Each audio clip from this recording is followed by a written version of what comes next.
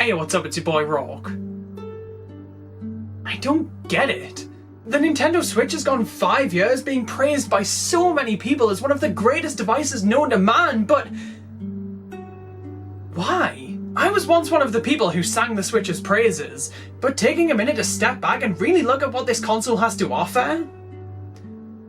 Why did this thing outsell the Wii? There must be something I'm missing here. Something I'm just not remembering. Wait, it has 2 Splatoon games now? Well, that explains a lot.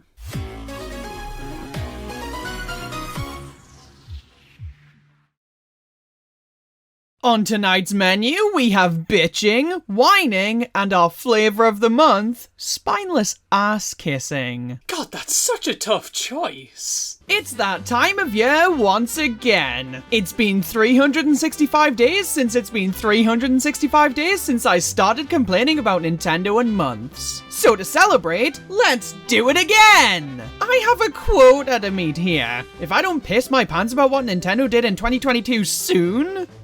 well, let's just say my doctor's gonna have a bone to pick with me. We all know the drill by this point. It's time for me to talk about Nintendo in 2022. The games that released, the news they had to share, and the overall lack of me giving a shit about Fire Emblem Warriors 3 Hopes. There's gonna be a lot of that. As per usual, I'm gonna go month by month and talk about everything Nintendo related that occurred. And when I say everything, I'm lying to your face. Listen man, I just played Ocarina of Time. My gaming taste haven't had a chance to evolve. By all accounts, I'm still a bitch. I'm gonna be talking about things from my perspective, the games I played. I'm gonna be a selfish bitch and you're gonna take it. I'm also gonna be content knowing that this is the last time I'll have to mention this. The world has pretty much returned to normal. The events of 2020 clearly aren't affecting Nintendo's game output anymore, so I'm gonna stop letting them off so easy. Get ready for the gloves to come off. I won't care about Fire Emblem Warriors 3 Hopes, and you can't stop me. I think it's about time to kick this off with everybody's favourite first month of the year. I would have started in April, but there has to be a grace period. I can't believe I'm about to say this, but for the first time since New Super Mario Bros. U Deluxe, there was a big Nintendo game in January.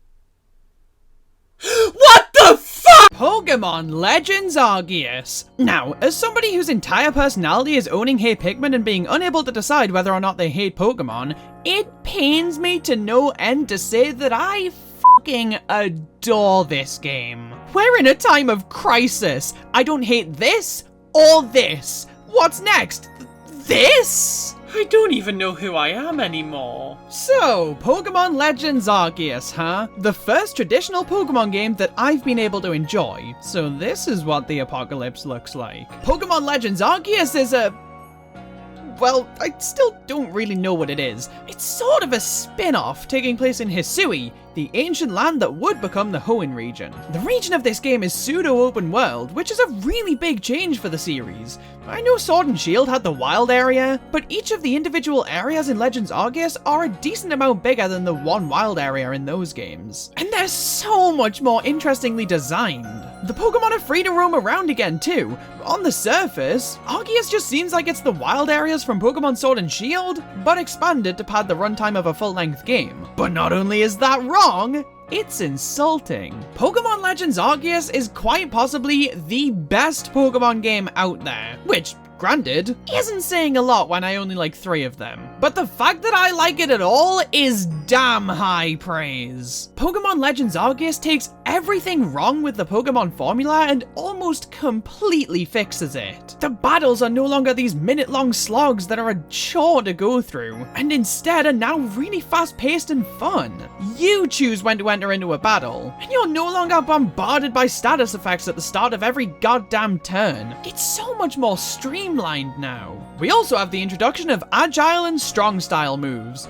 This is an absolute game changer. Choosing to use an Agile style move means that your Pokemon moves faster at the expense of a bit of power. But the benefit of this is that you can now have multiple turns in a row, which can make battles go by a lot faster. And of course, on the flip side of that, Strong style moves sacrifice speed for power, sometimes meaning that the opponent gets multiple turns, which can prove fatal if your Pokemon is low on HP. This adds a much needed element of strategy to the formula here, by really incentivizing you to consider when, or even if, you want to use these styles of moves, and the advantages and disadvantages that come with that. Near the end of each battle, you can naturally choose to try and catch a Pokemon, which is all fine and dandy, but this is objectively not the best way to go about it. Why, you might ask? Because you can fucking lob balls at these fuckers on the overworld. This is exactly what Pokemon has been needing. The free roaming concept felt so underutilized in Sword and Shield and Pokemon Let's Go, and that's because this feature was missing.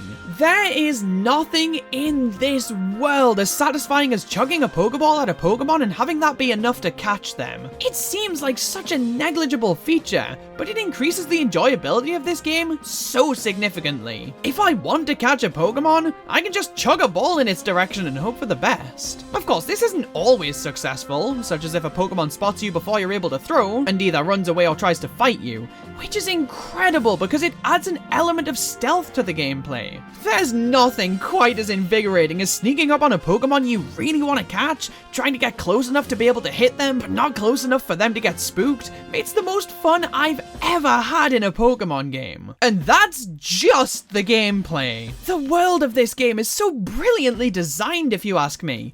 It's nothing on the scope of Breath of the Wild's landscapes, and is actually fairly simple when you get down and dirty with it, but that doesn't at all affect my feelings towards it. I adore how everything is laid out, and the environments are such a blast to explore for me. The story is also really cool. It takes place in the deep crevices of the Hoenn region's past, but the player character is from the present and is sent back in time to explore what the Hoenn region once was. Because of it taking place so far in the past, people are still very unfamiliar with Pokemon and mostly see them as a threat, which is a really interesting angle to play with. We end up joining the Hisui research team, with the sole goal of catching as many Pokemon as possible to assist the region's professors in researching them. This additional bit of context as to why we need to catch them all really helps motivate the core gameplay. It makes you want to go out and catch as many of these things as you can because there's an actual reason to do so outside of proving that you have the biggest cock. The music on offer here is also pure bliss. I don't really know how to eloquently describe how, but almost all of the tracks really play into the theme of exploring the past, which helps them instill an instant feeling of nostalgia within me, which is aided by the fact that all of the melodies here are fantastic in my opinion. Pokemon Legends Arceus is everything that the Pokemon series has been missing for all of these years. It features exactly the right things to make me absolutely hooked on it, in a way that not a single game in the franchise has ever come close to.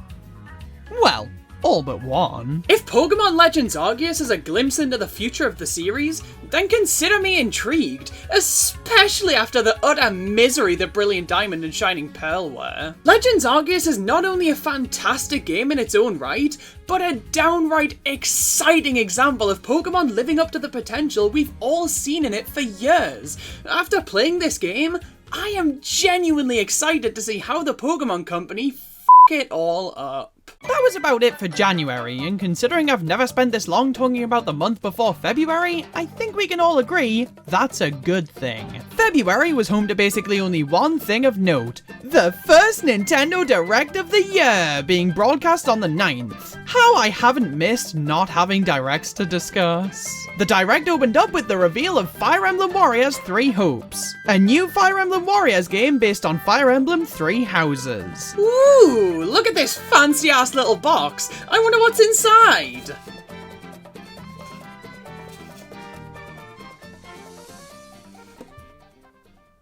Looks like everybody who cared was in there. Fine, alright? It's fine, but it's not really anything more than that, you know? Now, am I at all biased here? Did the Switch outsell the Wii this month? Yes, of course I'm biased. I'm too much of a bitch to discern whether this is the name of a game series or a tropical fruit. But Fire Emblem 3 Houses was already a long-ass game, with its own DLC that expands upon the story. So to have that story expanded upon again in the second Fire Emblem Warriors game on this console? It's a bold move, I'll give them that. But so is kicking a dog, so don't take it as too much of a compliment. We got a new trailer for Advance Wars 1+2 Reboot Camp, which was revealed at E3 2021, and man, this game looks so lovely. But Nintendo is sending it out to die. Full price for 2 GBA games. Solid GBA games, I have no doubt about that, but I don't know, man. I feel like people aren't going to be willing to splash the cash on these games. Especially considering they're remakes in a franchise that's been dead since before Obama's presidency. It's gonna be a hard sell for most people. No Man's Sky is coming to Switch, and I can't believe I'm about to say this, but in this here year of 2022, there is a big third-party game coming to the Nintendo Switch, and it is not a cloud version. There is a god, and they share 50% of a name with Hello Kitty. Next up, we had the reveal of Mario Strikers Battle League. Alright! Super cool to see this series return after so long, especially after how many people have just been dying to see a sequel after Charged. Admittedly, this trailer left a lot of people feeling apprehensive. The game looked a little too basic. I mean, after Waluigi made, how do I put this in a civilized way, suggestive gestures at his massive fucking cock in Strikers Charged, I think people were expecting more of a wow factor from this game. But hey, it's next level games and it's Mario Strikers. I'm sure we'll have nothing to worry about. Just like I'm sure that they're gonna show more than just Salmon Run in the next Splatoon 3 trailer. We're in trouble, aren't we? Guys, I'm already sold on Splatoon 3. I would have been buying it regardless. But good lord, you've really f***ed this game over in the marketing department. This game was only a few months away from releasing at this point, and they still just were not showing us why we should give a shit outside of it's Splatoon, and we're adding some things that weren't in the last one. That's all fine and good, but when the things they've shown off so far feel like they could have just been a free update to Splatoon 2, you need to show us more. It's as simple as that. Front Mission is getting a remake, that's nice to see, and they also promised a remake of Front Mission 2. Thank you! I'm not at all invested in this series that I first heard of 35 words ago, so this reaction doesn't come from sheer excitement, but it comes from the precedent that I want this to set. If you fully intend on remaking the sequel to a game you're remaking, why not tell fans at the same time? Even if they have to wait a while for it to actually release, at least they know it's actually going to release, instead of simply waiting for a reveal that may not even happen. Disney Speedstorm reeks of Crash Team Racing, and then we have some classic franchises coming to Nintendo Switch, such as Star Wars The Force Unleashed, Assassin's Creed The Ezio Collection, and SD Gundam Battle Alliance. But we still don't feel like bringing F-Zero over? A remaster, using that word very lightly, of Chrono Cross and Radical Dreamers, which is awesome to see. And then we had a brand new trailer for Kirby and the Forgotten Land, which introduced the brand new Mouthful mode, allowing Kirby to inhale unusually large things like cars and vending machines. God, this game just continues to look absolutely fantastic. I think even from the first trailer and the standard gameplay we saw in this one, this game was already poised to be a stellar platformer. But the addition of Mouthful mode in this trailer made it look unbelievably unique and fun. And this was made all the more true by the progression of Waddle Dee Town we were shown, alongside the ability to upgrade copy abilities. Now, that is a game changer. Next, we had a decently long trailer for MLB The Show 22. Seeing a game made by PlayStation on the Nintendo Switch is enough to keep me up at night. We then got some collections. Kingdom Hearts Integrum Masterpiece. After seeing Sora in Smash, this was long overdue. So much so that they couldn't even take the time to make them actually worth a damn. Cloud versions. Great! You just killed any interest that anybody may have had in playing these games on Switch. So was the time you saved worth it? Klonoa Phantasy Reverie series, hell yeah! Full remasters of the first 2 Klonoa games from the PlayStation. This was wicked to see. We also got the Portal Companion Collection, seeing the first 2 Portal games playable on a portable device for the first time ever, by a sheer technicality. The next in Square Enix's HD 2D series, a full remake of the Super Nintendo classic Live a Live. How the fuck do you pronounce that name? This is gorgeous, absolutely stunning. And seeing an old classic brought back in this style is incredible, and definitely something we need to see more of. What the fuck? Nintendo Switch Sports. They revived Wii Sports. What is going on? This is exactly what I've been wanting since the Switch launched, and it looked good.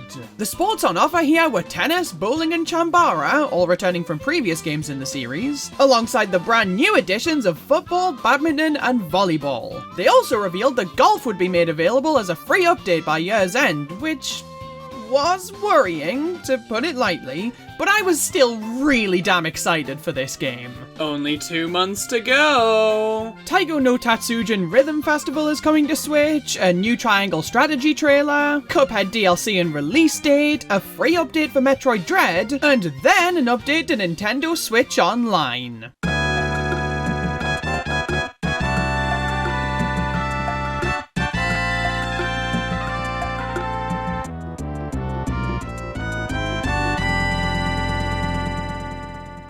I didn't realize something related to Switch Online could make me cry from happiness. Earthbound and Earthbound Beginnings are both making their way to Nintendo Switch Online. And with that, the human race can stop trying. We can't achieve anything better than this. It honestly took them far too long to do this, but I was giddy to see them announce this. I can't wait to finally be able to play through these games. We get a sizzle reel featuring Zombie Army 4, Getsu Fumaden Undying Moon, Demon Slayer The Hinokami Chronicles, and Lego Brawls. And then... here's some news from Mario Kart fans. What? Many of you have been enjoying the Mario Kart 8 Deluxe game since its launch. What? We've been working on remastering select courses from across the Mario Kart series, and we'll be releasing them as paid downloadable content. What?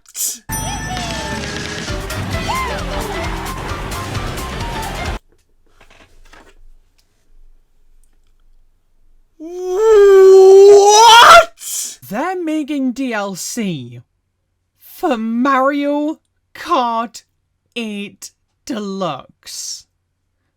I don't even have words for this. The Mario Kart 8 Deluxe Booster Course Pack, DLC that adds 48 newly remastered tracks from the series' history into Mario Kart 8 Deluxe. This is insanity. That's the same amount of tracks that are in the base Mario Kart 8 Deluxe. They're literally doubling the amount of tracks on offer here. And that is beyond exciting. This DLC was to be delivered in 6 waves, each having 8 courses or 2 cups. And they would be released between this direct airing and the end of 2023. I know people are just dying for a brand new Mario Kart, but I could not help being excited for this. I adore Mario Kart 8 Deluxe, so to have 48 tracks being added to that game was amazing! And the passes being bundled in with the Switch Online expansion pack, that's awesome! I don't think Nintendo could have ended this direct with a better announcement. I stand by it. Okay, even as a not Xenoblade fan, I am beyond impressed at the frequency of these games releasing. These are huge, sprawling games, and yet they release significantly more frequently than the likes of Mario and Zelda. That's by no means a jab at those series. I'm just saying what Xenoblade is doing is really commendable. The game itself? Yes, it is indeed a Xenoblade game. And that was the first Direct of the year, and I think it was pretty good.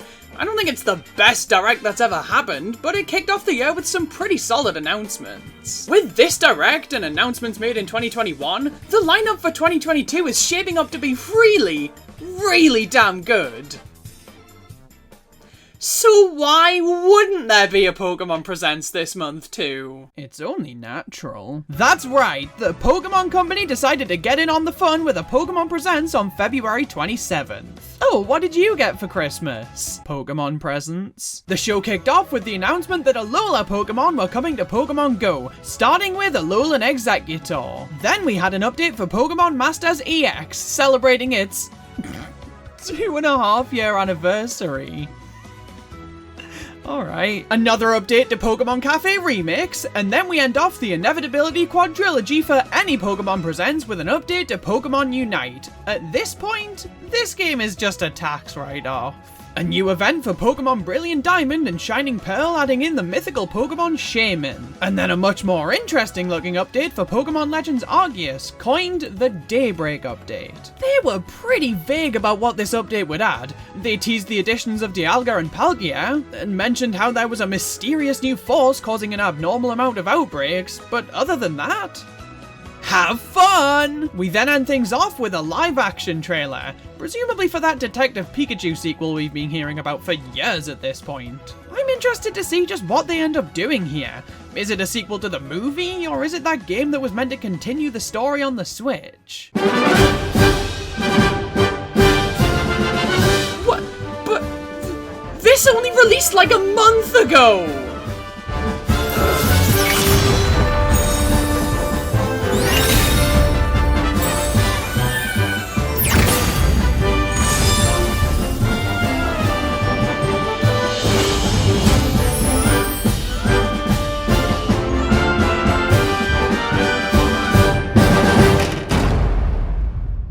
Well, that was unexpected. The next generation of Pokemon is capping off the year. Pokemon Scarlet and Violet are set to release at the end of 2022. Pokemon Xbox Series X and Violet. I never thought I'd say this, but the Pokemon Company needs to slow the hell down! Brilliant Diamond and Shining Pearl released in November 2021. Pokemon Legends Arceus released in January 2022, and they wasted no time in revealing the 9th generation in February 2022 to be released by the end of the same year. That's too much damn Pokemon! All we really got to see was a glimpse of this game's world, being inspired by Spain, just like how my hoodie is inspired by waffles. It is blue. That was a pretty awesome way to end off February, and who knows, after how fantastic Pokemon Legends Arceus was, maybe these can be the Pokemon games for me! I don't know what I'm talking about. There's already a Pokemon game for me. Kirby in the Forgotten Land. March was the month of Breath of the Wild 2 getting delayed. What am I gonna play in 2022 now? Breath of the Wild 2 was officially delayed to spring of 2022. That may sound like a long time. Hell, it could be over a year after this announcement was made. But considering we didn't even have a window within 2022, they could easily turn around and say, well, it was planned for December, it's only a slight delay. People would still be pissed, but it would at least soften the blow a bit. Another thing that would soften the blow would be seeing 6 seconds of new footage. Thank you! At least Advance Wars didn't get delayed. Oh, son of a bitch. Nintendo delayed Advance Wars 1+2 Reboot Camp indefinitely, citing real-world events. And considering it was a game about war, with war in the title, set to release during a...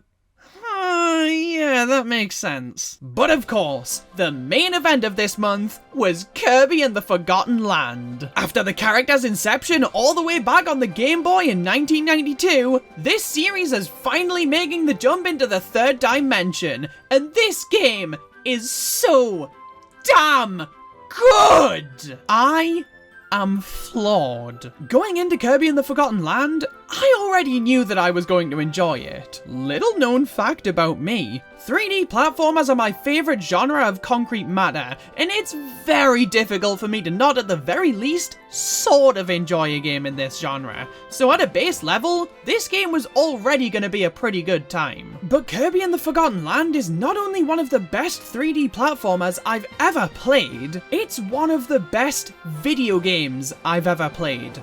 Full stop.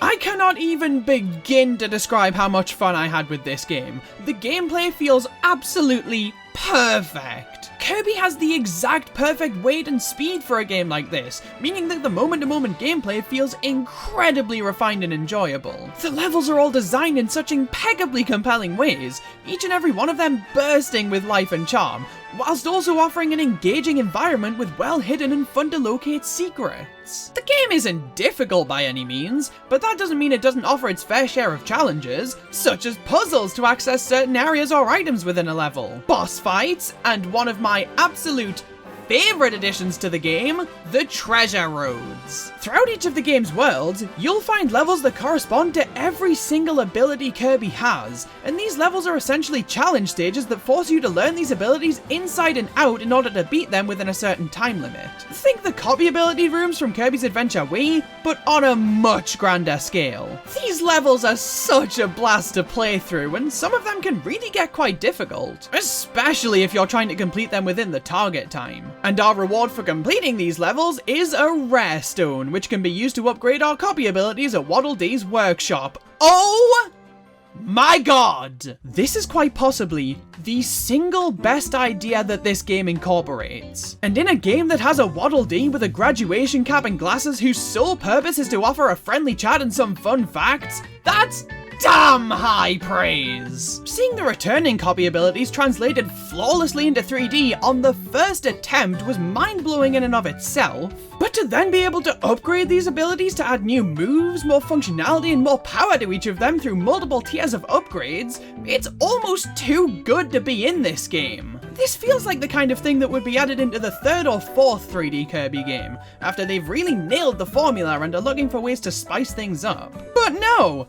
They perfected the formula on their first rodeo, so here, have the greatest feature the series has ever seen while you're at it. Thank you. In order to upgrade an ability, you need 3 things. Star Coins, which you collect through just playing the game, Rare Stones, which you get at the end of each treasure road, and Blueprints. Blueprints for each of the upgrades are hidden throughout the game's worlds, and hunting them all down can be a really fun time. It's highly likely that you'll have multiple blueprints at once, but not enough Rare Stones to be able to use all of them. This adds a fascinating loop to the game where you're constantly trying to prioritize which ability you want to upgrade first, but you're also constantly motivated to keep completing treasure road stages, to keep earning more Rare Stones, to keep upgrading your abilities. And what's even more fascinating is that upgraded abilities very rarely straight up replace their previous forms. At least in my time with the game, I found myself switching between each form of many of the abilities I was given, whether it be because I straight up preferred a previous incarnation, like with Cutter, or because a particular version of the copy ability was better suited to a particular challenge. Simply put, the ability upgrading system was an absolute home run, and the same can be said about Mouthful Mode. It astounds me how the team behind this game were able to essentially add copy abilities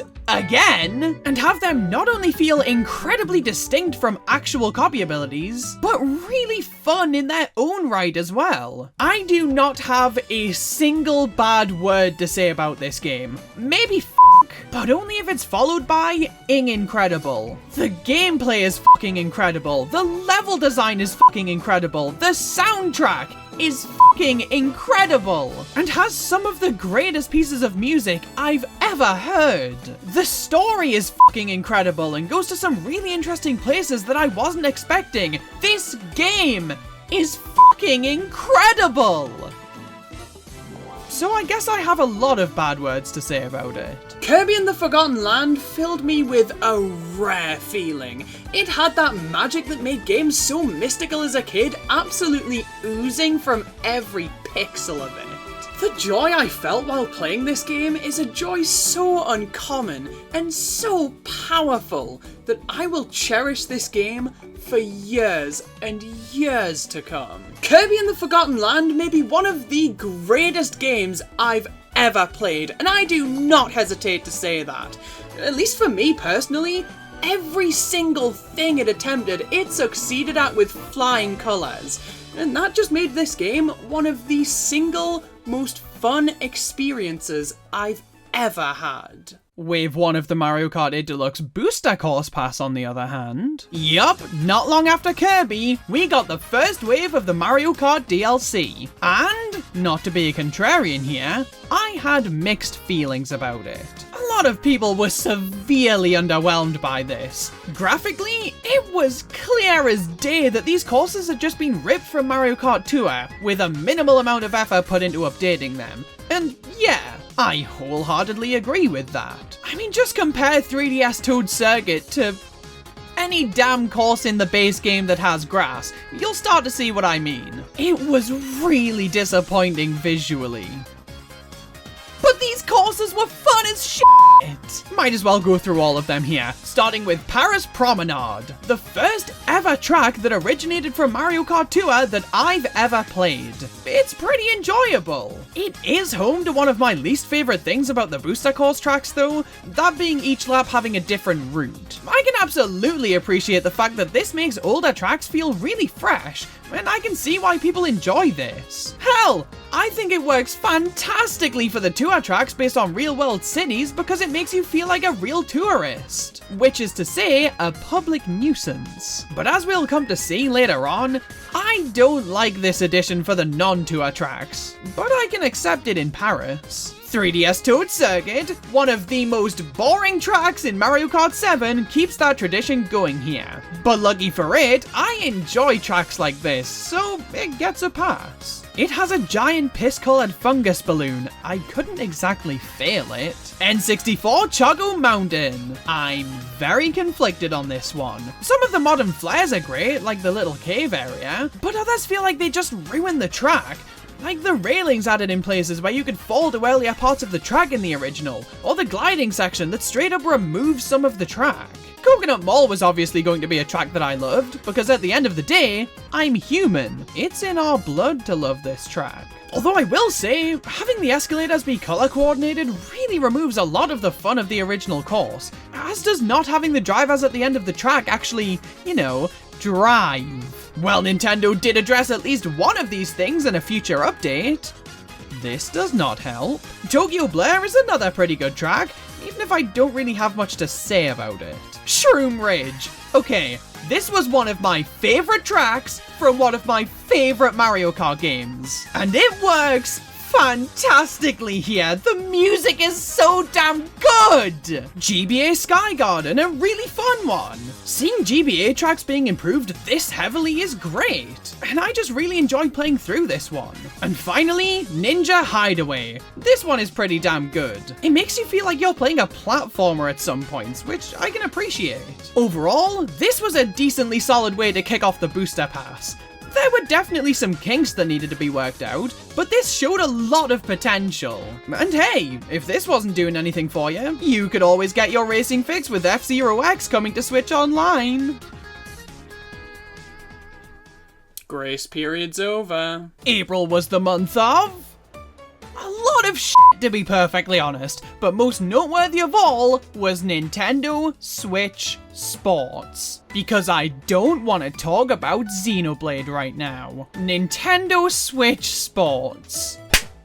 Alright, if we're doing this, let's do this! Nintendo Switch Sports is one of the most hated games Nintendo has released on the Switch. This mostly comes down to the fact that this game has significantly less content than Wii Sports Resort, clogging in at a total of 6 sports on offer, with one promised later down the line, compared to the 13 plus sports on offer in Resort. People also hated the Sports Mates, which were this game's replacement for Mii's.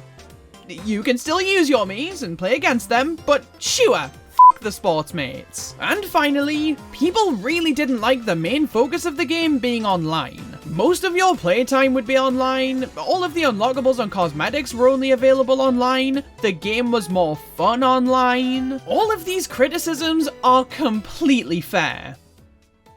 But they did not stop me from absolutely fucking adoring this game. Nintendo Switch Sports was a really fun time in my opinion. In my 30 hours with this game, there was never a dull moment. Each and every one of the sports on offer here was an absolute blast. I was initially wary of using Joy-Cons for motion controls as opposed to Wii remotes, mostly because they're a lot smaller and also have a bit of a shaky track record. But in execution, I rarely ran into any issues with the controls, and they felt really good to use. This was obviously aided by the fact that all of the sports were just plain fun, and had really addictive gameplay loops that had me playing them online as frequently as I could. Another thing that aided in that for me was the unlock system, where a set of cosmetics would be available for 2 weeks at a time, and in order to unlock all of them, you'd have to earn enough points by playing matches online. You get more points for winning a sport, and due to the sheer length of each round, bowling offered significantly more points than any other. And once you hit 100 points, you'd earn an item from the set at random. Each set had a completion bonus, which was an extra snazzy item you'd only get after unlocking every other item in the set. Now, I can absolutely see how this is a bit shady. Basically forcing players to play for hours a week just to unlock cosmetics that really should have been available from the get-go. The FOMO that's instilled in some players if they don't have these items is a bit predatory. But for me, it was just a fun incentive to keep playing this game I was already having a blast with. I think my favorite sport of them all was bowling, because at the end of the day, it's a game in the Wii Sports series. That's damn near mandatory. I really enjoyed the new sports added to this game, with football probably being a close second to bowling, and volleyball and badminton being a blast in their own rights, alongside tennis and chambara. The game is far from perfect, mind you. While all of the sports are a damn fun time, the number on offer here is pathetic. Even with golf being added in, this is absolutely pitiful. And for such a small number of sports, I would have liked to see more variety. I know they all play pretty differently, but when tennis, badminton, and volleyball can all be boiled down to hit ball over net, it makes them all feel a bit samey. Oh, by the way, golf was confirmed to just be reusing all of the courses from the previous games, essentially making it a remake. It was already appalling that this wasn't available at launch and would be made available a few months later, but this update ended up getting delayed to the end of the year! Jesus Christ! Complaints aside though, Switch Sports is still a really fun time and has pretty much become my go-to multiplayer game. It's not without its issues, but I still think it's a really damn good game. And honestly, I don't really get why people despise it so much. I get not thinking it's perfect or, hell, even good, but the worst game Nintendo's ever made? No! So, to show my support of Nintendo Switch Sports as a game, I'm going to wear this band that I got as a pre-order for the rest of my life. If you too want to show your support of Nintendo Switch Sports, simply pick a wrist and put this puppy on it. Or, alternatively, if you didn't get this as a pre-order bonus, you could always show your support by seeking therapy. Alright, what else did April have? Well, for starters, LEGO Princess Peach was announced. Good news, we can all rest easy now. Mario Golf made its way to Nintendo Switch Online, which was pretty nice. But the only other major news for this month were release date trailers for both Splatoon 3 and Xenoblade Chronicles 3. Splatoon 3, which was initially slated for summer 2022, ended up getting pushed back to September 8th. Whereas Xenoblade Chronicles 3, which was initially slated for September 2022, ended up getting brought forward to July 29th. When have you ever heard of a AAA game getting anti-delayed? May was a pretty quiet month all things considered, which, thank God. The Splatoon 2 Octo expansion was added to the Switch Online expansion pack, which was awesome to see, especially as one of the few fans of Splatoon 2 that hasn't played the DLC. There was an Indie World presentation, which showed over 20 indie games coming to Switch, a new trailer for Mario Strikers Battle League showing off some gear and online functionality, Kirby 64 The Crystal Shards was announced for Switch Online, but the biggest thing for me this month was Fall Guys finally seeing a release date for the Switch, with its free-to-play, cross-platform update. I can finally stop waiting! It's time for everybody's favorite 6th month of the year, June, the month where E3 didn't happen! So, instead of a traditional Nintendo Direct, Nintendo released a Xenoblade Chronicles 3 Direct, which I definitely watched, and a Nintendo Direct mini partner showcase. I thought you were dead, goddamn you! The highlights of this show for me personally were Pac-Man World Repack, Bowser and Mario Rabbids Sparks of Hope, and Persona 3, 4, and 5 coming to the Nintendo Switch. It's about fucking time. So with E3 in a coma, the main event for this month was Mario Strikers Battle League. Football. Did we really need this clarifying? What the hell is this game? Oh, thank God. I thought it was a piece of shit. Mario Strikers Battle League is one of those Switch games. The ones your parents were scared you'd find in your trick-or-treating haul. There are a lot of people who, to say they hated this game with a passion that burns brighter than the flames they use to erase the very memory of their copies, would be putting it kindly. So, let's discuss. Mario Strikers Battle League sees the time-tested gameplay of this series taken to the next level and refined to be damn near flawless. The gameplay on offer here is genuinely fantastic. It can be difficult to get a grasp on at first, but once you start understanding it, this game is really, really fun to play.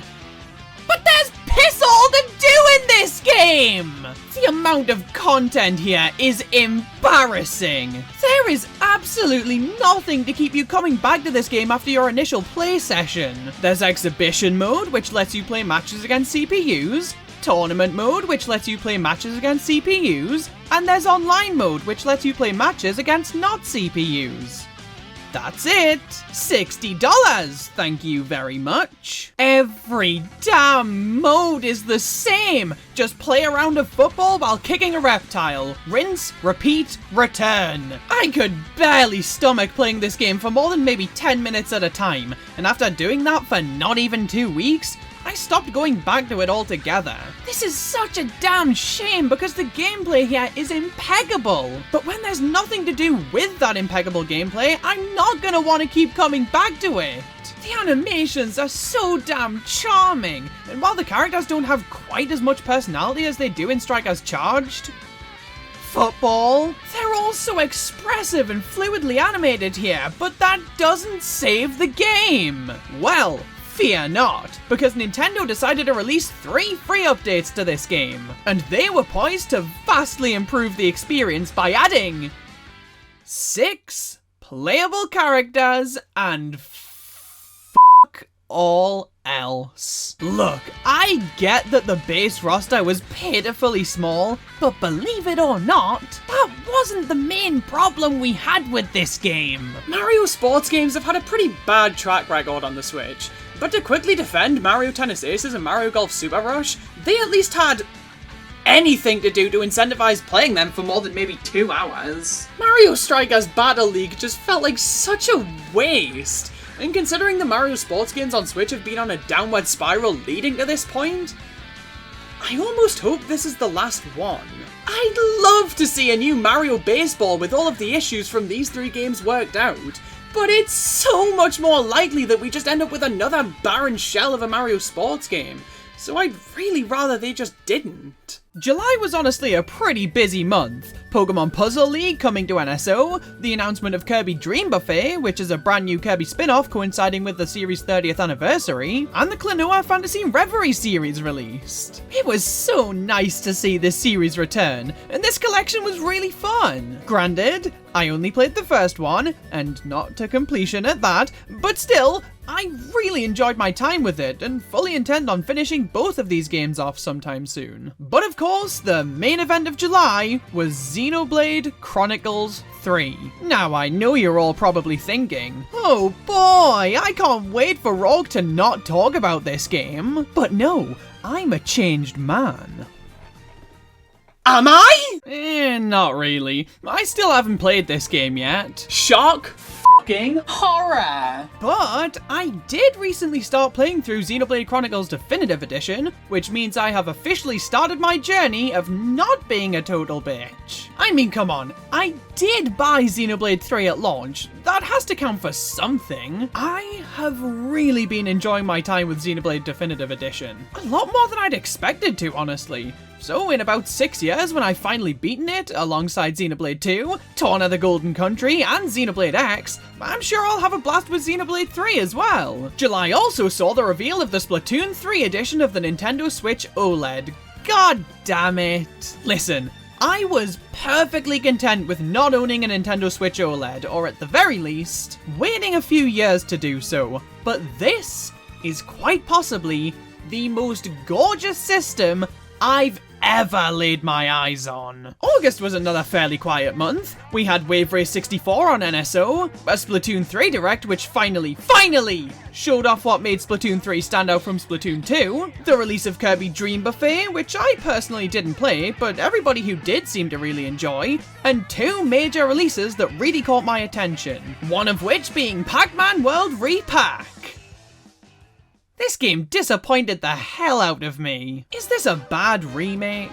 No! Which means a lot coming from the person who never played the original. I personally just couldn't get on board with the gameplay. Something about it just felt really lame. It wasn't as quick and snappy as something like Mario Odyssey. It didn't feel as fun or fluid as something like Kirby and the Forgotten Land.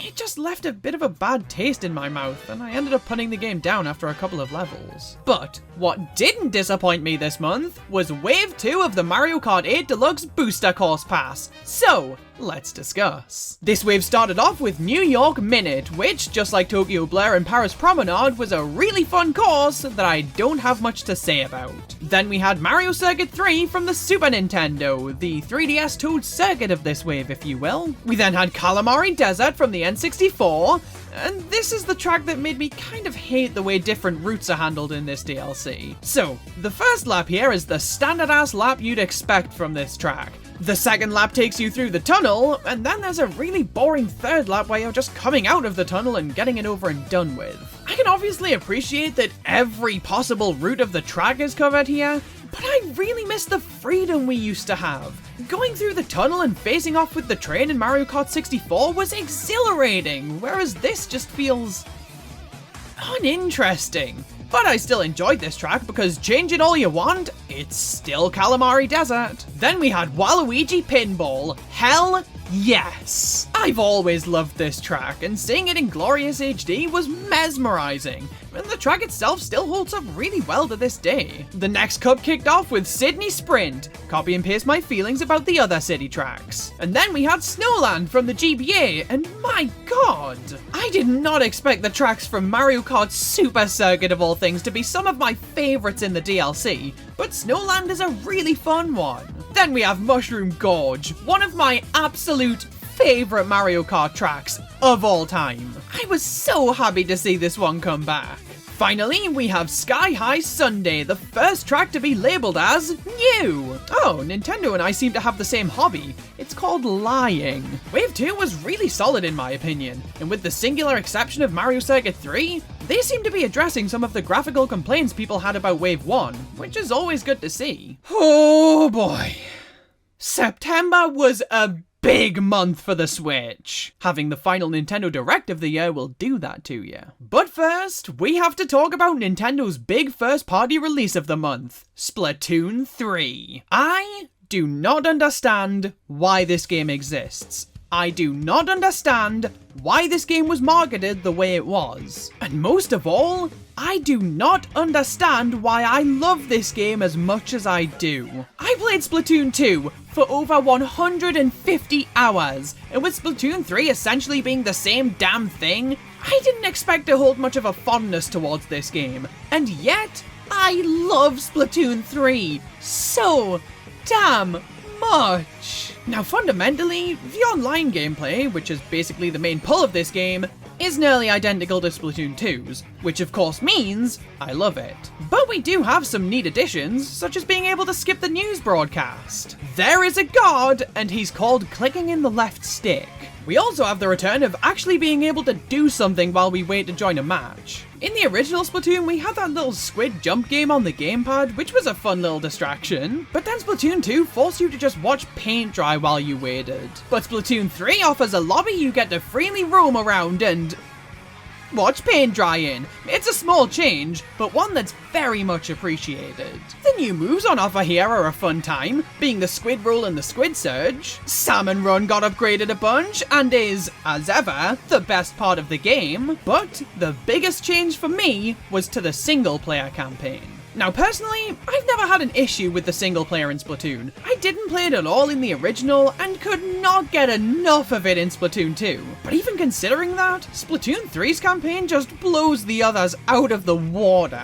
I won't go into any story details, but I will talk about the general gameplay changes, such as the way you actually unlock levels. By beating levels and splatting enemies in crates, you'll earn power eggs, which can then be used to power up our new sidekick, so that he can get rid of the fuzzy ooze dotted around each of the world maps. There are tons of these things to pop in each world, and behind a lot of them, there's a new level to be found. There's no real way to tell if there'll be a new level behind any of these ooze balls, at least not as far as I'm aware, which for me, incentivized me to want to completely rid each world of them. This therefore meant that I needed as many power eggs as possible, which then meant that I found myself wanting to scour every inch of every level to find as many as I could. And all of this just made the experience of playing these levels exponentially more enjoyable. And considering the levels are, in my opinion, designed fantastically, the single player experience here is an absolute blast. All of the pieces of the Splatoon 3 puzzle just fit together so perfectly here. Even if the game as a whole is arguably too similar to Splatoon 2, it has table turf battles. It's an objectively superior product. After already having a Splatoon game on the Switch, I was not expecting to enjoy Splatoon 3 this much. And yet, here we are.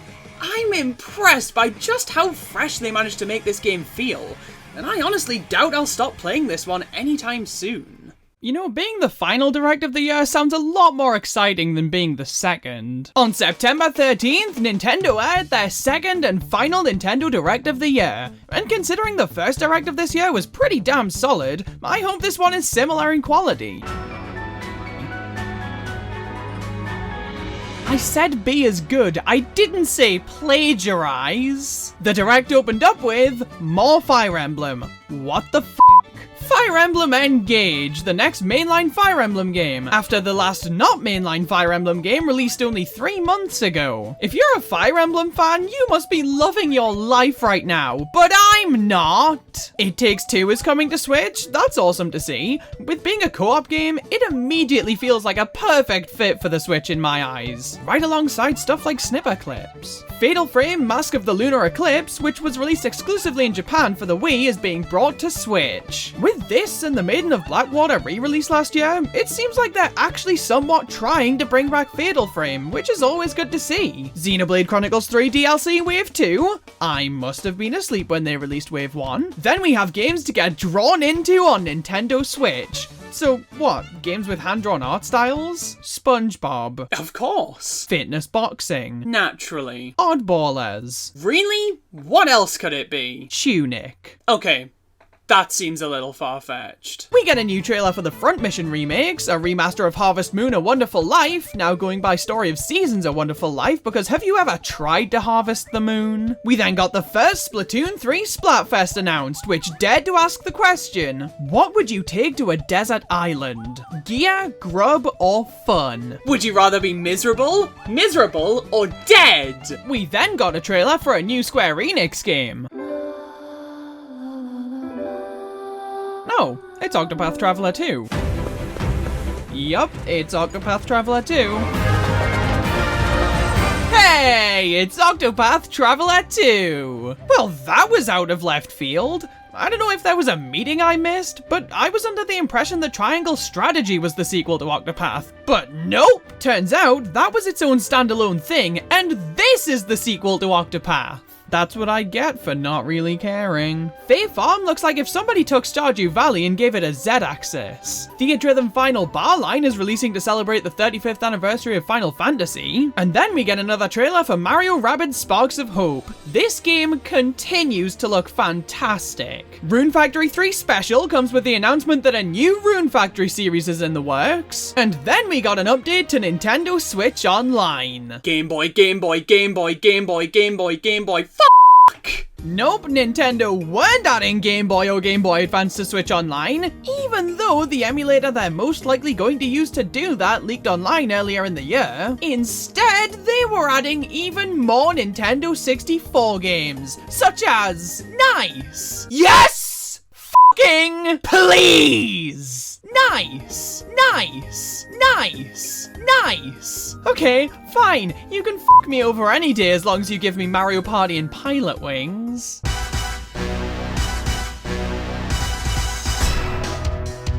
That's a nice bonus, I suppose. We got trailers for Various Daylight, Factorio, and Abe, a Mario Strikers Battle League update featuring Pauline and Diddy Kong, and then a game that has a paragraph for a title. Altair Ryza 3, Alchemist of the End and the Secret Key. Alright. Is my essay at 5,000 words yet? We then got a trailer for Wave 3 of the Mario Kart 8 Deluxe Booster Pass. Hell yeah! We were only shown 2 new courses, being Merry Mountain from Tour and Peach Gardens from the DS. But this was still super exciting to see, with a holiday release window confirmed. Then, after the game released 5 months ago, we finally got the golf update for Switch Sports. And it didn't get a release date, and was just golf. Thanks! Then Miyamoto came along. I assume we're going to get some more information on the Mario movie. That terrifies me. Today, I'd like to talk a little bit about Pikmin. What? You would? Well, don't let me stop you! This is Pikmin Bloom. Oh my god, this game came out a year ago! Why do you need to talk about it here? You're not announcing any updates, no new content, you're just saying, hey, Pikmin Bloom exists! Yeah, I know! You wanna know how I know? Because I stopped playing it 9 months ago! This is torture! What?! Pikmin 4!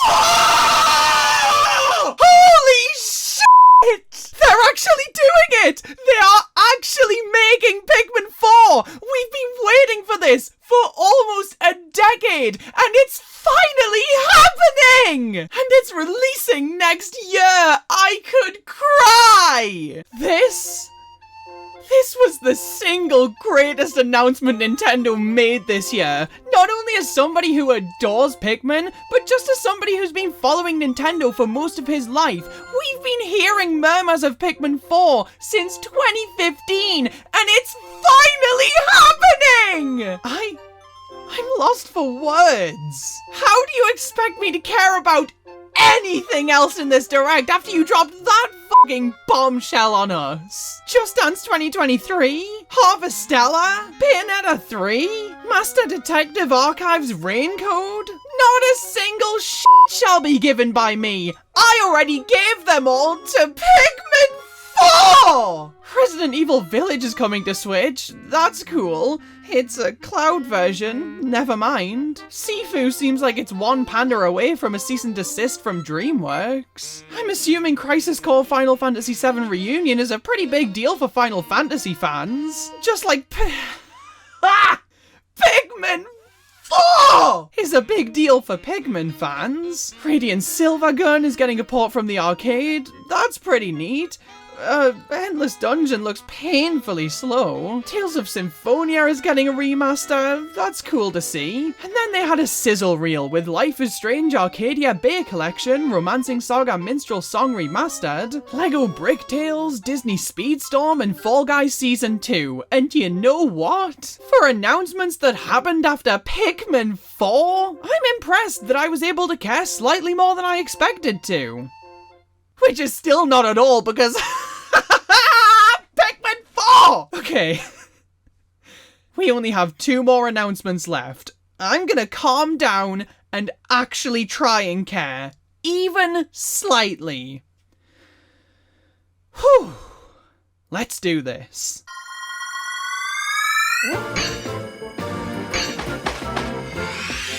Did Nintendo make this Direct specifically for me? Is that what happened here? Because sure, just announce a remaster to my favorite 2D Kirby game just after revealing Pikmin 4. Why the hell not? Kirby's Return to Dreamland Deluxe. Fucking sure. The art style they're giving this remaster is really damn unique and looks super good from this trailer. And they're even adding in new copy abilities. That's great to see. I'm not a fan of them swapping the King Dedede model though, but if that's the only complaint I have outside of the fact that it's not already on my shelf, then this was a great announcement. And finally, we got a new trailer for the sequel to The Legend of Zelda Breath of the Wild. It gave us the tiniest, itziest little bit of new footage before giving us a name, The Legend of Zelda Tears of the Kingdom, and a release date of May 12th, 2023. Thank you. You know, this Direct actually didn't air live in the UK, and was just uploaded to the Nintendo UK YouTube channel an hour after it was due to air. The reasoning they gave for this was out of respect for the death of Queen Elizabeth II a mere few days before this Direct. And you know what? I kind of get it now. Overall, this Direct was very Pikmin 4. We got some absolutely incredible Pikmin 4, and thanks to this Direct, 2023 is looking to be jam-packed full of Pikmin 4 for us to look forward to. Pikmin 4! October was the single busiest month of the year. There was so much that happened this month, which means there was so damn much for me to cover. Happy birthday to you. Now, let's get the bad stuff out of the way right off the bat. October of 2022 was home to a pretty big controversy. Prior to the launch of Bayonetta 3 on the Nintendo Switch, it was revealed that the voice actress of Bayonetta, Helena Taylor, would not be returning to voice the character a 3rd time. Platinum Games issued a statement on this and claimed this was due to timing conflicts, but a little while after this statement was released, Helena took to Twitter to deliver her take on the events. To sum it up, Helena claimed to have been offered a measly $4,000 to voice the entire game, a downright insulting amount of money for such a project. And because of this, she urged fans to boycott the game outright. Naturally, many people were absolutely outraged by this. The fact that Nintendo and Platinum Games would basically spit on the talent that Helena had and then lie about why she wasn't returning was despicable. And most, if not all, fans or followers of the game took Helena's side. Because of this, a lot of people within the voice acting industry started to come out with their stories of being mistreated, feeling that they finally had a safe space in which to do so. And more than ever, a spotlight was being put on the injustice that a lot of voice actors face. But a couple of days after her original statement, it was found out that Helena Taylor had lied about what she was offered to voice Bayonetta. According to a report from Bloomberg, written by somebody who had actually seen the legal contracts stating what Helena would have been entitled to, she was offered $3,000 to $4,000 per 4-hour recording session. And Nintendo and Platinum Games intended to pay Helena for a minimum of 5 sessions. On the low end, that's $15,000, and on the high end, that's $20,000. A far cry from the measly 4,000 she initially claimed. This was a monumentally disappointing story, especially because the initial claims seemed so believable. That's not me trying to demonize Nintendo or Platinum Games or anything.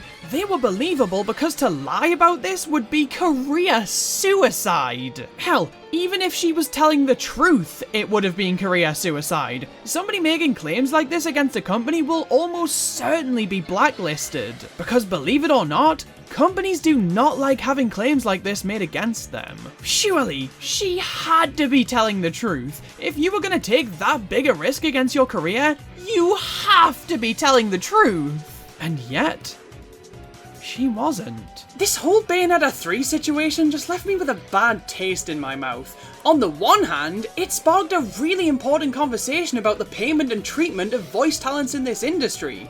But on the other hand, that conversation was started on deception and bitterness. Whether or not you decided to boycott Bayonetta 3, I have nothing but respect for the decision you made. Believe me, this situation was so muddy that there was no real correct decision. That choice was one for you and you alone to make. Ultimately, I didn't end up buying Bayonetta 3, and that's not because I personally felt any need to boycott, but rather because I didn't really see the value in buying the third game in a series that I'd never played before. So I bought the fifth instead. Persona 5 is finally on the Switch. It only took him 4 fucking years after Joga was revealed for Smash, but Persona 5 is finally on the Switch. And our headline story for today is that I bought it. Economic recession? Never heard of her. Did you hear about the RPG disliker who bought an RPG? That's right, I bought Persona 5 Royal. At launch, no less. After all of the constant praise I've heard this game receive for the last 5 years, I caved in and finally decided that I would at the very least give this game a try. So, do I regret it? No! I regret it. Listen, I've only played about 5 hours of this game, but Persona 5 is a truly special gaming experience. Right from the very beginning, I could already tell that I was going to fall in love with this game, and fall in love with it I did. I'm not gonna go super deep into why I love this game so much, because again, I'm only really at the beginning of my journey through it. But suffice it to say, there hasn't been a single thing that I've disliked about it yet. The world and story of this game have hooked me, and the gameplay that combines the overworld pseudo-exploratory approach with the turn-based combat of Mementos, it's just the cherry on top. I've never considered myself a fan of RPG gameplay. In fact, I've spent the vast majority of my life actively disliking it. But what this game and Xenoblade have taught me is that not all RPGs play the same. I love the combat in these games, and even though they build off of an incredibly traditional RPG formula, they're different enough that I find myself endeared by them. I cannot wait to see what else Persona 5 Royal has to offer, and if you're an RPG skeptic like me, I suggest you at least give it a try, and hopefully, you'll regret it too. The other major game released this month was Mario + Rabbids Sparks of Hope, the sequel that everybody wanted, but nobody expected. Now, full disclosure, I didn't beat the original Mario + Rabbids. I made it to like the last world and then decided, yeah, that was enough for me. And even then, that was 3 or 4 years ago at this point, so if I point out something in Sparks of Hope that was also in Kingdom Battle, please be kind, I have dementia. Also, my time with this game was fairly brief, so I'm not going to go into a great deal of depth here. So with all of that out of the way, Mario + Rabbids Sparks of Hope seems like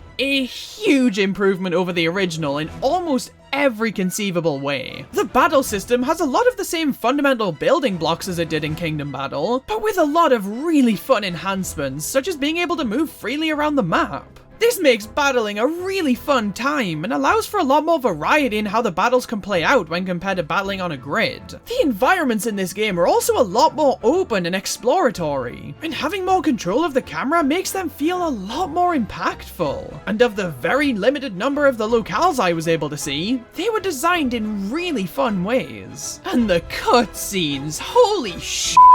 The cutscenes in this game are animated so damn well! It's clear that so much love and care went into these things, and as a huge Mario fan, or virgin as we're sometimes called, these cutscenes made me really happy. It was made way too obvious that Cursa was Rosalina though. I obviously haven't had this confirmed by the game because I played it for not much more than an hour, but I don't need it confirming. Look at this! So, what stopped me from playing this game for longer? Well, you see, I wanted to, but after I got into the first town in the beach area, this cutscene of Mario dashing into a bob-omb played, and then the game gave up. I was stuck on this loading screen for 30 goddamn minutes, and it would have been longer if I hadn't have eventually given up. So, thanks Ubisoft! One of the only times I actually care about and enjoy something you're doing, you actively make it impossible for me to continue doing so. Much appreciated. But of course, that was not all that October had to offer, because I don't need sleep,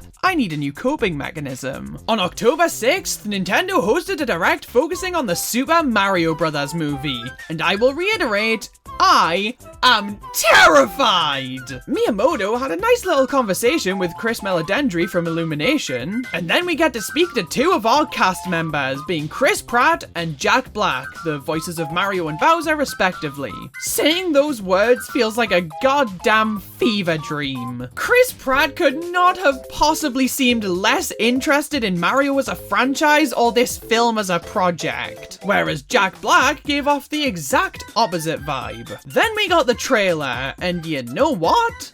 I think it was pretty good. My initial reactions to this thing were overtly negative. I didn't really like any of the character designs, I didn't like any of the voices, and I didn't like what little glimpses we were given of the story. But after watching this again a few 100 times, I'm actually much further on the positive end of the reaction spectrum now. The animation here is drop dead gorgeous. And what little bits of music we got were also a joy for the ears. I still don't know if I'm 100% sold on Keegan-Michael Key as Toad, but Jack Black's Bowser and Kevin-Michael Richardson's Kamek are both damn near perfect. We got a tiny glimpse of Charlie Day as Luigi, and considering he's Charlie Day, the most Luigi-sounding man to not be Charles Martinet, I have no worries about this choice. And Chris Pratt's Mario? Dog shit, it's dog shit. Overall though, this movie actually looks really good, and I'm quite excited to watch it. I genuinely never thought I'd say that. November was pretty much the month of Pokemon, directly followed by the month of Christ. But before we get into that, Sonic Frontiers also released this month, so we might as well talk about it. Because I have just not been talking for long enough yet. Sonic Frontiers was slated to be the next big shake-up for the Sonic series, introducing a more serious tone, less linear gameplay, and of course, the open zone world design. Now I haven't spent a great deal of time with this game, so consider this more of an early impressions. This game, it's alright! I don't think it's the best Sonic game I've ever played so far, but it definitely has a lot of potential, and a lot of things working in its favor. The gameplay is pretty solid in my opinion, but there's a bit of a weird difference between the open zone sections and the cyberspace sections, which play like traditional boost formula Sonic. Whenever I was in cyberspace, I'd always think to myself, oh, yeah, the gameplay here definitely works better in the overworld. And then when I was in the overworld, I'd always think to myself, oh, yeah, the gameplay here definitely works better in cyberspace. I don't think it's bad by any means, but it doesn't feel as good as it could in either area of the game. This did have a lot to do with Sonic's speed for me, until I went into the settings and turned my max speed all the way up. So if I ever feel bored, I can always choose to whee! Nitpicks aside though, this game has been a pretty good time so far, and I'm quite looking forward to continuing to work my way through it. Let's see if it can win me over, and make me think it's more than alright. But I've been delaying it long enough. Let's get to November's main course, Nintendo's final game release of the year, Pokemon Scarlet and Violet. Ooh, boy. So, you're probably expecting me to go hard on these games. As an avid enjoyer of all things not mainline Pokemon, you'd probably expect that regardless. But after the game launched in the buggy, incomplete, borderline unplayable, and quite frankly embarrassing state that it did, you're probably living in fear of the violent, hateful things I have to say about this game. Well, to all of the fans of these games, I just want to apologize in advance. Because I'm one of you. It's been a weird fucking year, alright? Pokemon Scarlet and Violet are absolutely incredible, and I would be delighted to tell you why. But I think it's only fair if I start off with the bad stuff, because even if I love something, I'm still capable of hating it. The game launched in a pretty bad state. For a good week or two after it released, Twitter and YouTube were absolutely bombarded by clips of this game just being a broken mess. And while this game definitely hasn't run well in my experience, it also hasn't been unplayable. I've been fortunate enough to not have encountered any crashes or game-breaking bugs or anything. I found this glitch where reaching this specific part of the rocks beside the Yuva Academy teleports you back outside of the city, but that's really fucking funny, so I'll let it slide. There have been a noticeable number of frame rate issues though. In fact, for a good chunk of my playtime, it was a pretty constant thing for it to be stuttering and choking on whatever area you found yourself in. I think what's been most distracting to me, however, is the frame rate of the NPCs. I swear to God, every human character runs at less than 5 frames a second until you're literally directly in front of them, and it's so jarring. It's at its worst in the opening section in the Yuva Academy in my opinion, mostly just because there's so many human characters there. But do the performance issues ruin the game? Absolutely not. Now, admittedly, there are a lot of things I feel like this game is missing. I am baffled by the removal of the ball throwing mechanic from Pokemon Legends Arceus. And the dive rule is pretty sorely missed too. I wish that agile and strong style moves and the overall improvements to the flow of battle were here, but no, they're gone too. And yet, even despite this, I still think these games are fantastic. Pokemon Scarlet and Violet offer the series' first ever truly open world, and even though I've only explored and experienced a small portion of it, this is some damn good stuff here. The world is designed in such a fun way. For the first few hours, it was hard for me to want to go to my next objective because I was having too much damn fun just exploring these environments and seeing what I could find. The towns here are some of the most fun locations I've ever been to in a game. They're also interestingly designed and feel so real and lived in. They're obviously a lot more limited in terms of where you can go than the overworld. I mean, hell, most of the buildings you'd want to go into are just menus. But that didn't make exploring every crevice of them any less fun. And I know I complained about the lack of Legends Arceus' battle enhancements, but the battles in this game are still leagues better than they were in the games before Legends Arceus. They're so much more fast-paced and no longer feel grueling to get through. They feel a lot more fun to engage with. But if you don't want to engage, don't! Just use the auto-battling feature to get some quick and easy XP. That's perfect! The story here is also a lot more compelling than the likes of Sword and Shield. I thought that the whole school angle would be a huge turnoff for me, because that was the sole reason I couldn't play more than a couple of hours of Sun and Moon. But here, I don't know why, but it just works so well for me. And the music, holy fucking shit, the music here is so damn good! This shouldn't come as a surprise, seeing as Toby Fox of Undertale fame helped with the soundtrack, but I still love so much of the music here. And the freedom this game offers, ripping free from the shackles of the repetitive formula the series is known for and allowing you to carve your own adventure with so many different things to accomplish in any order you damn well please. It's a huge contributing factor as to why I enjoy this game as much as I do. I still think I vastly prefer Legends Arceus, but shit, man, Pokemon Scarlet and Violet have really impressed me with just how damn enjoyable they are. I'm honestly really impressed.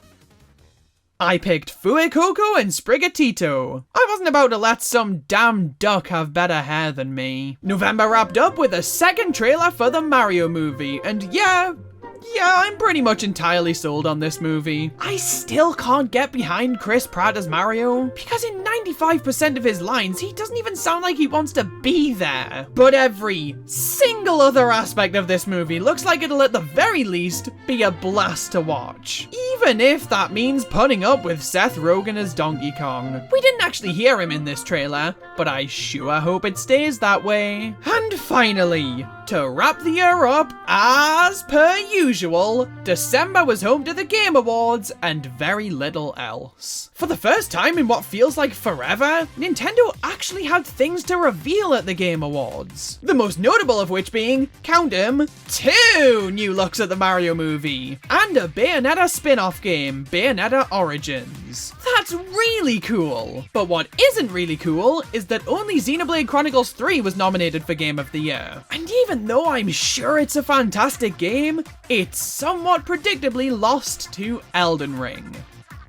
Good night. The Game Awards may have been disappointing as all hell, rather predictably I might add, but the third wave of the Mario Kart 8 Deluxe Booster Course Pass, also predictably, was a highlight of the month. The wave began with London Loop. As a certified Crumpet consumer, I finally feel represented. We then had Bootleg from the GBA, sticking to the tradition of the tracks from Super Circuit being some of the highlights of the DLC. This one is a blast! Then we had Alpine Pass from Mario Kart 7, one of my favorite tracks from that game, and one that fits in real snugly with the base roster for this game in all honesty. Then we had Maple Treeway, my second favorite track from Mario Kart Wii, third being Mushroom Gorge, and first being Koopa Cape. So if that track doesn't make the cut in this DLC, Nintendo better gear up for war. Maple Treeway is fantastic here.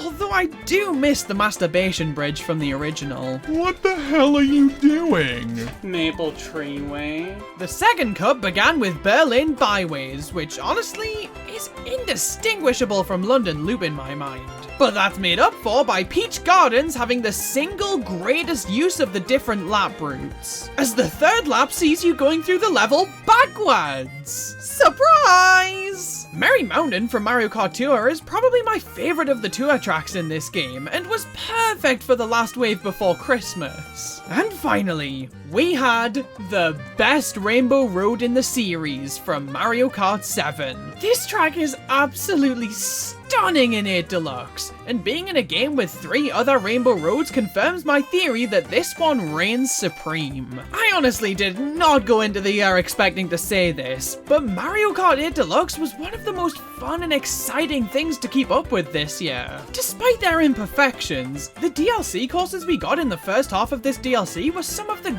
greatest highlights of my year, and were a ton of fun to play through whenever they released. There was not a single track here that I didn't have a blast with, and if the second half of the DLC manages to keep that up, then Mario Kart fans are in for one hell of a ride next year. Nintendo in 2022. You know, it's funny. Every year of the Switch comes and goes, and at the beginning of each and every one of them, I expect to begin to feel tired of this console. And that just refuses to happen. 2022 proved to me that the Nintendo Switch is still capable of providing magical new experiences that I can get excited for time and time again. And with the announcements made for the future, it doesn't seem like that's gonna stop anytime soon. The lineup for this year wasn't perfect, but it did a really good job of appealing to my personal wants and needs. And I think, generally speaking, there was enough variety to leave most Switch owners feeling satisfied. So, you know what time it is. It's time for favoritism. We know the drill by now. Re-releases are a no-go here. So Persona 5 Royal, Pac-Man World Repack, and Klonoa Fantasy Reverie series are out of the game here. Mario Strikers Battle League is one of the most egregiously disappointing games I've ever played in my life. So, not winning any favoritism points. As quality as Sonic Frontiers and Mario plus Rabbids Sparks of Hope were, I didn't play either of them enough for them to truly be contenders. So that leaves us with Pokemon Legends Arceus, Kirby and the Forgotten Land, Switch Sports, Splatoon 3, and Pokemon Scarlet and Violet. Splatoon 3 is a game that I had an absolute blast with, but I think it's a little bit too similar to Splatoon 2 for me to call it my favourite of the bunch. Switch Sports is a game that I'll probably be crucified for defending so much, but the pitiful lack of sports is definitely holding it back. Pokemon Scarlet and Violet were the best mainline games in the Pokemon series by a long shot and were incredibly fun to play through.